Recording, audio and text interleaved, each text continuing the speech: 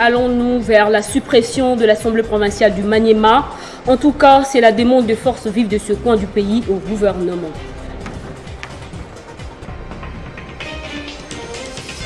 Le chef du gouvernement, Jean-Michel Samalou Kondé, a appelé ce lundi au retour progressif des populations déplacées de la ville de Goma et ses environs dans l'Est suite aux conséquences de l'éruption volcanique de Nyiragongo.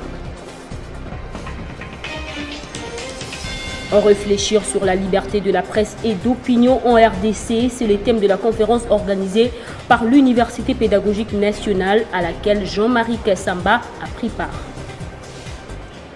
Merci d'être des nôtres. Bienvenue à tous dans ce journal sur Télé 50. Affaire carte de crédit Visa, Banque centrale du Congo, connectée au compte général du Trésor. Le député national Eric Ilunga a déposé ce lundi une question écrite adressée au gouverneur de cette banque, Deogracias Mutombo, afin de clarifier la représentation nationale sur l'octroi de ces cartes aux personnes non qualifiées.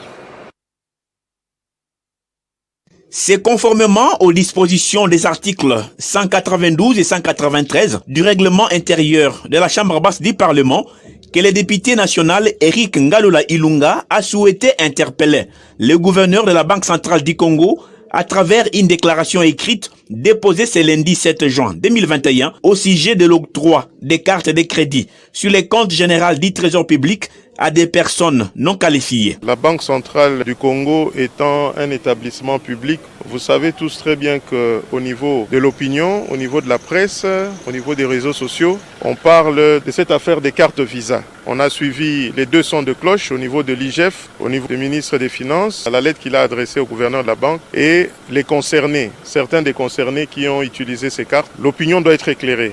Au travers de nous, les élus, la population doit savoir comment est utilisé l'argent de l'État, le trésor public, parce que ce pays a beaucoup de problèmes, rencontre beaucoup de problèmes et nous devons assainir, n'est-ce pas, les finances. Et c'est pour ça que je suis venu déposer l'interpellation pour que le gouverneur de la banque vienne juste nous expliquer si ces affaires qui tombent comme ça, au jour le jour, sont vraies ou fausses. L'élu de Lupatapata attend de Deogracias Mutombo des réponses, mieux des justificatifs aux questions et préoccupations de la représentation nationale. Le député Ilunga ajoute que ces dossiers ne seraient passés sous silence dès lors qu'ils touchent aux finances de la République, dont le Parlement et autorité budgétaire.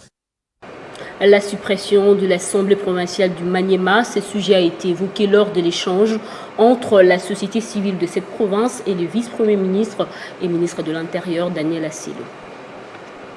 Face à ce que les forces vives de la province du Maniema appellent crise persistante entre l'Assemblée provinciale et l'exécutif provincial, les mouvements citoyens, structures de la société civile du Maniema ont déposé une pétition au vice-premier ministre, ministre de l'Intérieur, Sécurité et Affaires coutumières, Daniel Aselo, pour demander la dissolution de l'Assemblée provinciale, estimant qu'elle serait infiltrée par les ennemis de la province.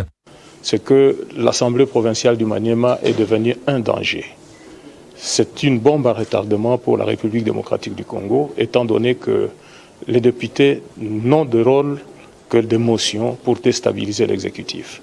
Et sans que l'exécutif soit en position de stabilité, je crois qu'il n'y aura pas de développement. Les forces vives de la société civile du Maniema espèrent que leur cri de détresse est parvenu aux oreilles des décideurs. Nous sommes passés à la vitesse supérieure en nous appuyant sur l'article 64 de la Constitution qui nous donne l'obligation de barrer la voie à tous les individus, aux groupes d'individus qui prennent le pouvoir par la force ou bien qui le gèrent en dehors des termes de la Constitution. Daniel Aselo a prêté oreille attentive aux revendications des forces vives et promet de s'impliquer pour une solution durable.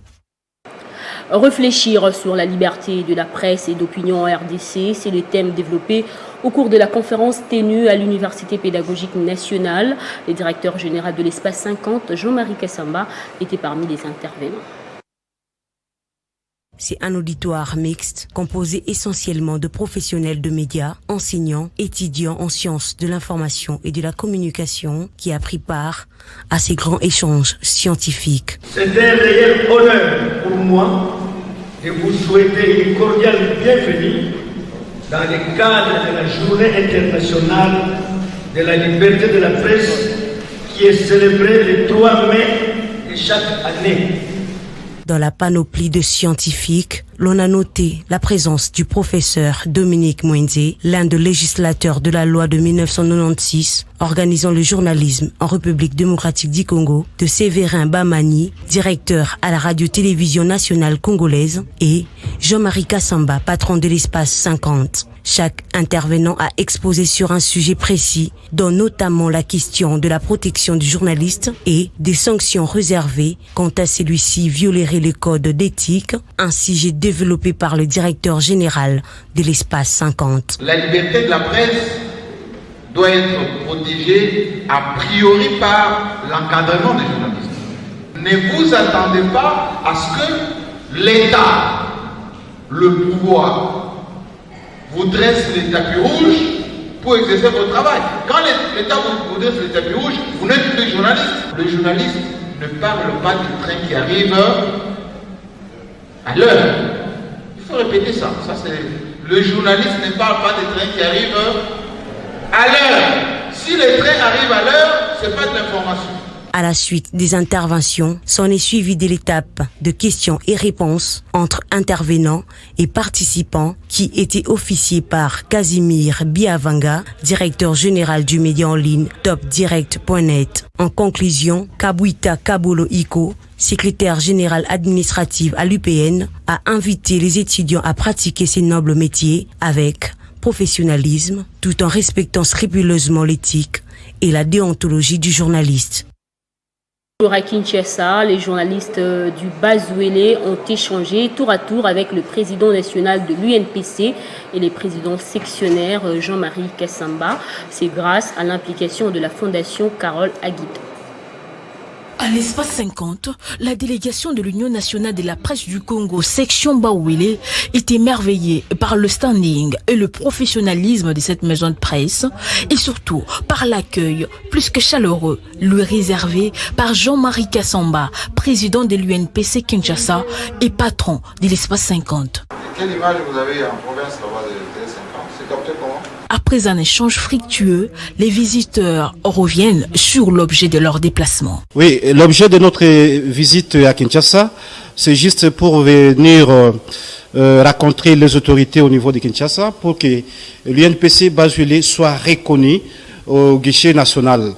Comme vous le savez, nous étions élus depuis 2018, mais sans la présence de l'UNPC Kinshasa. Un déplacement rendu possible grâce à l'implication de la sénatrice Carole Aguito à travers sa fondation. Nous avons contacté tout le monde, les autorités de la province, sans succès. C'est pourquoi nous avons intéressé la fondation Carole Aguito. C'est la fondation qui a fait à ce que la délégation quitte Buta pour Kinshasa.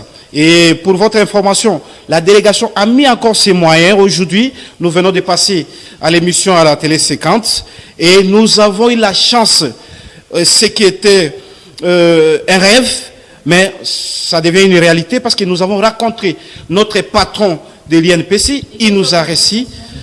Mes impressions sont formidables, sont bonnes, d'autant plus que l'INPC, au moment où je vous parle, l'INPC Bazouélé est reconnu officiellement. Puis la direction nationale de l'UNPC. Là aussi, ils ont été accueillis en prince par les présidents nationaux de cette institution. C'est donc avec une note de satisfaction que ces journalistes peuvent regagner Buta pour continuer d'exercer leur métier après avoir exprimé leur désirata à la hiérarchie. Les étudiants du 3e cycle de l'université protestante au Congo étaient en sit-in au Conseil d'État pour demander l'annulation de la décision du ministre de l'Enseignement supérieur et universitaire suspendant les enseignements du 3e cycle de cette institution privée. Depuis la prise de décision du ministre de l'Enseignement supérieur et universitaire Mwindo Nzangi, suspendant les enseignements du 3e cycle en droit option droit public à la faculté de l'UPC, les étudiants de cette université ont fait un sitting en ce jour et ont saisi en référé liberté le Conseil d'État pour annulation de la décision. Pour ces étudiants, la décision du ministre viole la loi sur l'accès à l'éducation de tous. Nous considérons que cet acte d'administration pris par les ministres des tutelles dans le domaine de l'enseignement supérieur et universitaire viole manifestement des droits fondamentaux reconnus à tous citoyens congolais, notamment les droits à l'éducation et les droits à un développement intégral. Selon la pétition de ces étudiants remise au Conseil d'État, lorsqu'une décision administrative porte gravement atteinte et de manière manifestement illégale à une liberté publique, le juge du référé peut ordonner toute mesure nécessaire à la sauvegarde de la liberté. Visite du ministre de Pêche et Élevage Adrien Bokele dans les installations du Cap Congo et Ngolo-Moseka pour s'imprégner des conditions de travail dans ces entreprises de la pisciculture.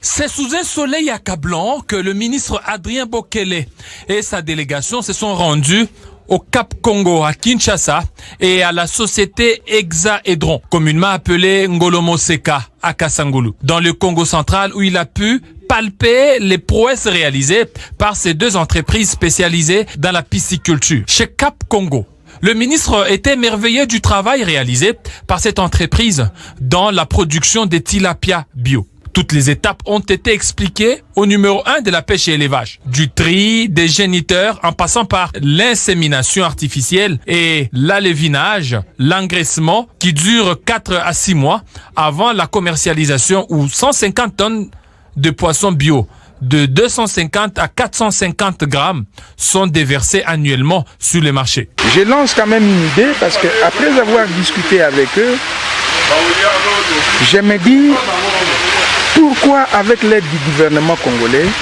parce que nous cherchons aujourd'hui à faire manger cette population, pourquoi avec leur aide, leur technicité, nous ne pouvons pas nous unir, l'État et eux, pour dupliquer ce système par exemple au niveau de chaque ancienne province. Les mauvais états de route n'ont pas empêché au ministre Bokele et sa délégation de parcourir près de 18 km en quittant la nationale numéro 1 à la hauteur de Kasangulu dans le Congo central pour visiter la société Hexaédron, spécialisée dans l'élevage des poissons avec les systèmes de production hyper intensifs en utilisant la serre, une température ambiante de 26 à 27 degrés, une bonne alimentation et de l'eau en quantité insuffisante. Les résultats passent de tout commentaire.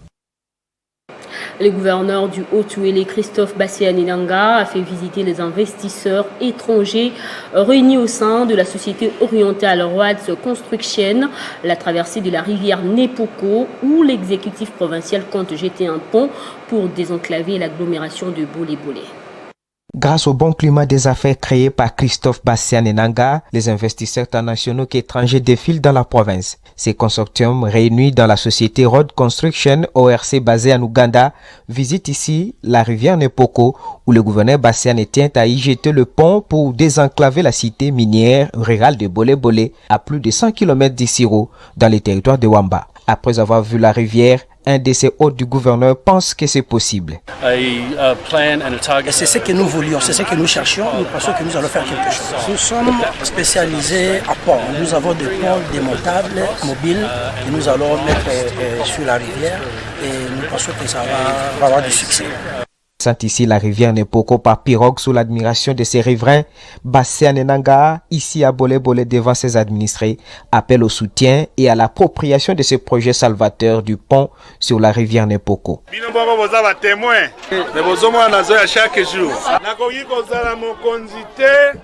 soki nazomona population na ngai afandi na kati ya mai ndenge bofanda na boyi kokita base mukola kokita yozake nona kitina mutuka na ngai mpo oyo ezotonga makaka mikolo oyo.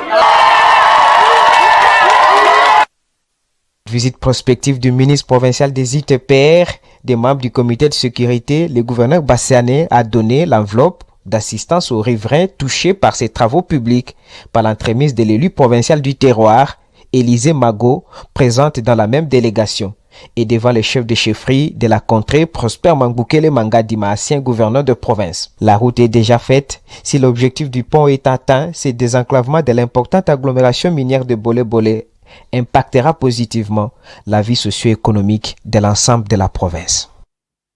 Quelques jours après la pose de la première pierre par le gouverneur intérimaire du Lualaba, les travaux du complexe infrastructurel dénommé Cité moderne de la commune de Dilala évoluent normalement. Constat de José Moumba.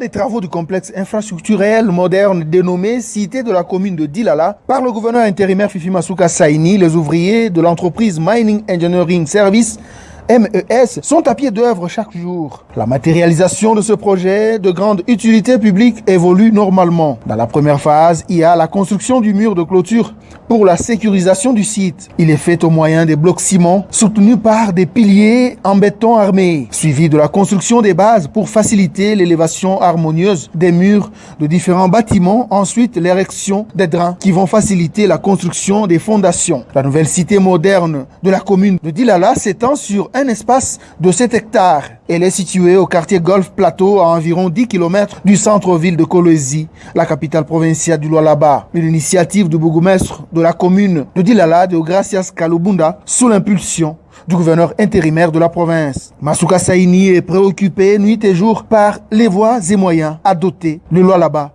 des infrastructures à la hauteur des richesses naturelles de la province, comme le veut le chef de l'État Félix Tshisekedi Tshilombo. Les travaux prendront au maximum 2 ans. Ce complexe infrastructurel moderne comprendra une école technique, des dortoirs, un stade omnisport et autres.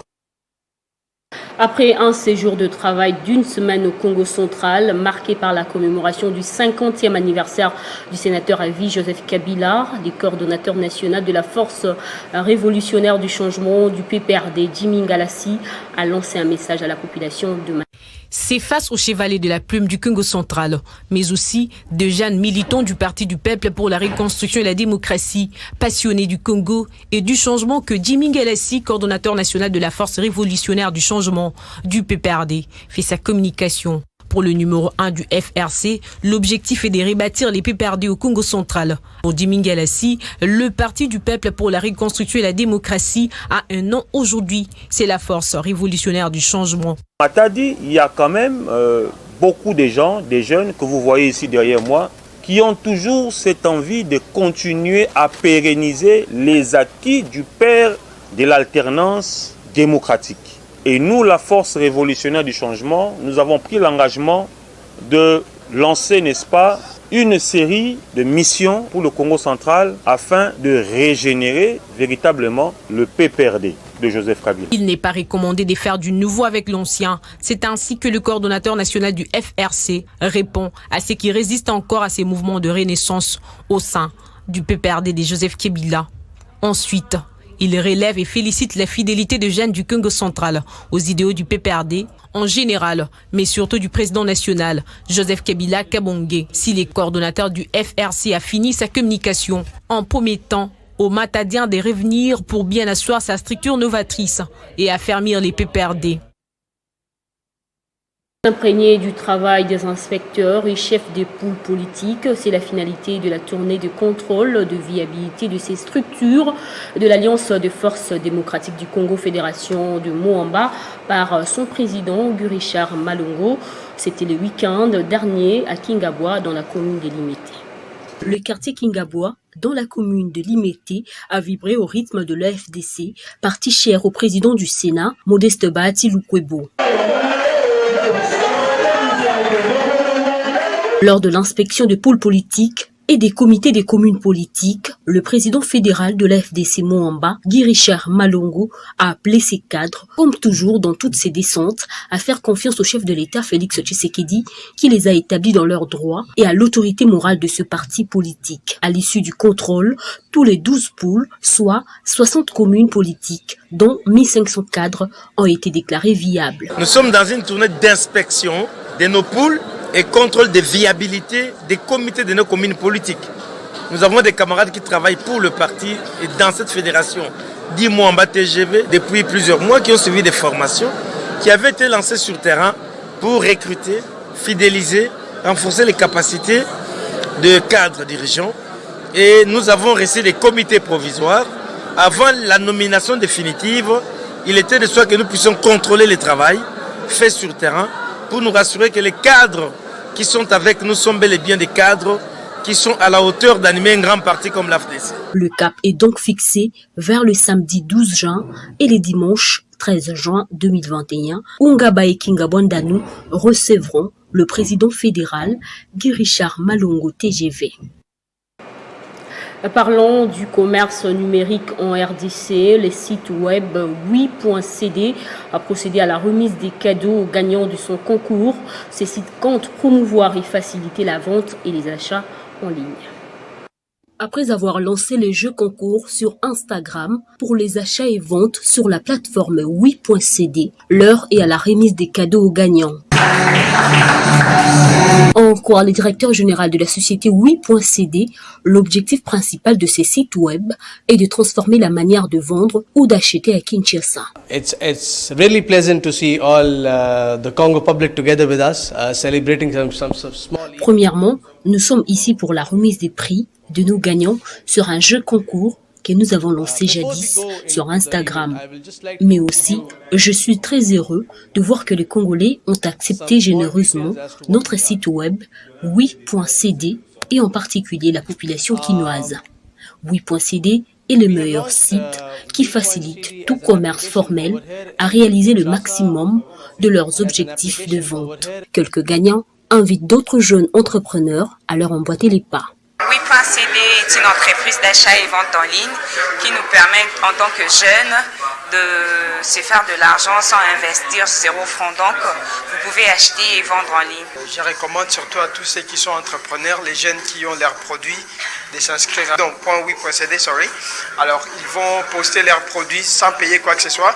Les sites web oui.cd est une solution informatique et compte apporter une réponse favorable à l'appel du président de la République Félix Tshisekedi de faire du numérique un moteur pour l'émergence du pays.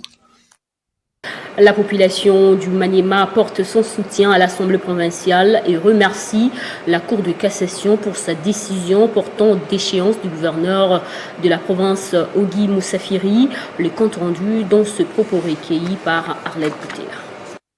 Les dignes fils et filles du Maniema, soutenons sans réserve la motion initiée par les vrais représentants du peuple contre M. Moussafiri Nyoma Ogi, qui manifestement distingué par une incompétence notoire et surtout le plan et la gabegie financière pécuniaire pour notre province, ainsi que la motion de défiance subséquente. Félicitons chaleureusement le procureur général près la Cour de cassation pour le réquisitoire émis aux fins de poursuite contre ce M. Moussafiri Nkola Nyoma Ogi et encourageons à finaliser cette procédure jusqu'au bout, en vue de rétablir les fils et filles du Kabambar dans leurs droits.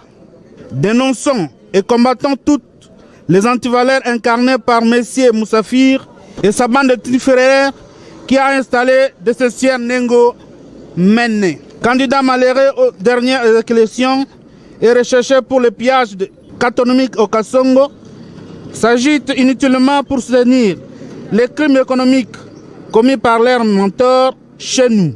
Nous rangeons résolument derrière le chef de l'État dans sa politique de consolidation de l'État de droit et son ferme engagement pour la bonne gouvernance dans notre pays. Notre regard est désormais tourné vers les députés provinciaux afin de doter notre province d'un leadership compétent et vertueux. Matérialisation de l'opération Kinshasa Bopeto lancée par le gouverneur de la ville de Kinshasa, Jean-Tini Ngobila. Le bourgmestre de la commune de Maluku, de son côté, a sensibilisé les habitants de ce coin sur son opération dénommée Maluku Ngenga, axée sur l'assainissement. C'est une opération qui vient renforcer les projets du gouverneur de la ville de Kinshasa, Jean-Tini Ngobila. Jacques Mounze s'est inspiré de l'opération de son gouverneur. Le bourgmestre de la commune de Maluku a profité de l'occasion pour sensibiliser ses administrés à prendre conscience du bien fondé de cette opération dénommée Maluku Ngenga et à renouveler son soutien au numéro 1 de la ville de Kinshasa par sa soumission aux directives et dispositions que prend l'hôtel des villes de Kinshasa dans le cadre de l'opération Kinshasa Bopeto. Nous avons rappelé à l'ordre à tous les chefs de quartier, chefs de rue. Je rappelle à l'ordre à tous les chefs du quartier et de rue de faire respecter cette opération dans leur milieu. Le bourgmestre Jacques Mounzé Piana a par ailleurs distribué les sachets poubelles et demandé à sa population de ne pas jeter les immondices dans les acteurs principaux. Ensuite, Jacques Mounzé a donné le goût de ses travaux d'assainissement dans sa municipalité.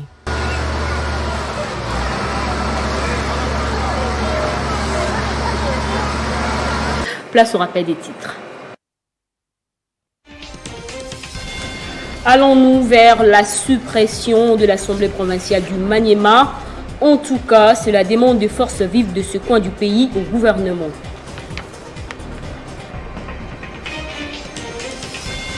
Le chef du gouvernement a appelé ce lundi au retour progressif des populations déplacées de la ville de Goma et ses environs dans l'Est suite aux conséquences de l'éruption volcanique de Nyiragongo.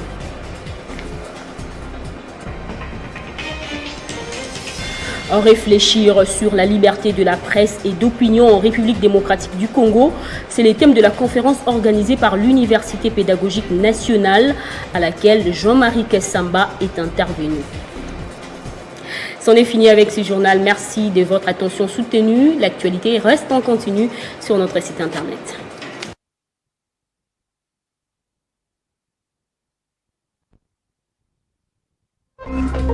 Téléchargez les infos Télé 50 sur www.télé50.cd.